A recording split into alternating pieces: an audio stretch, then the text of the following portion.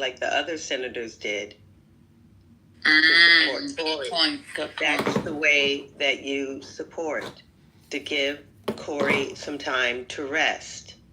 That's how you support.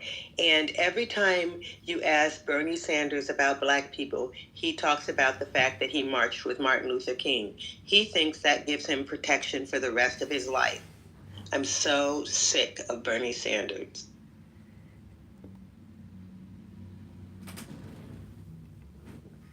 I mean, the woman, that she's not saying anything that we have talked about Bernie Sanders in this room extensively. I shared my story. I really believed in Bernie, and I supported his left wing politics, and I was like, yeah, I'm down for revolution. And this is the comedy. What do you mean? You're listening to the comedians. A couple of Black people. You're talking about where's the comedy? This is the comedy. The same conferences together, and we weren't like the best. You never met clowns before? Just listen closely. I had a couple of them on my panel and stuff like that, and so we got to know each other, and I was excited when I found out that they were working on Bernie Sanders' campaign.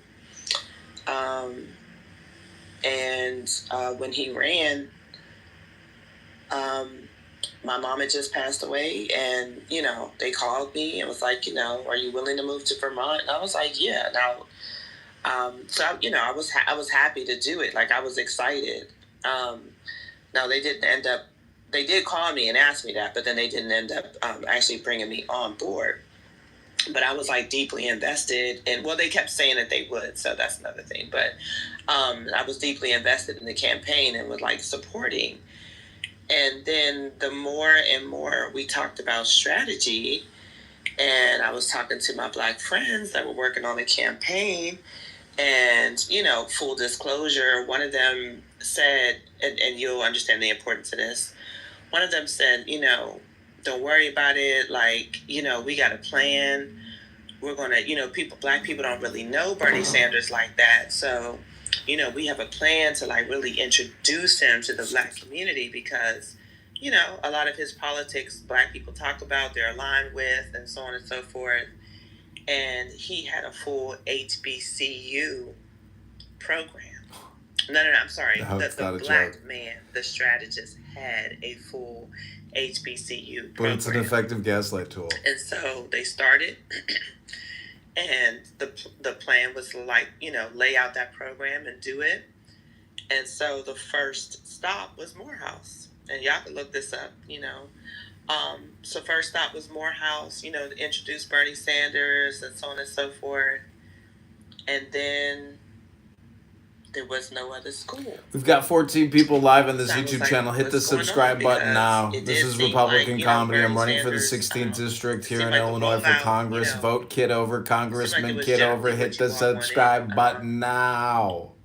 And then he started complaining about Bernie's number 2. And everybody really believed in Bernie, so it was like, well, of course it's Bernie's number 2. And I definitely heard, the word racist, it was just seemed like everybody was making excuses, self-included, for Bernie, like, oh, it's not Bernie, it's just his number 2. It's his campaign manager, making all these decisions. And slowly but surely we saw Black people weren't getting hired for his campaign. The HBCU program seemed to start off fine at Morehouse, then it didn't continue, and it just went on and on. And I finally asked, the brother man the question, and I said, well, I don't think they want Turkey, and I don't think they want Egypt. I think Thunder Slayer. You're delusional. But, at some point, don't you have to make a decision for your own campaign? Bernie is not like he hasn't been in office. He's run, before.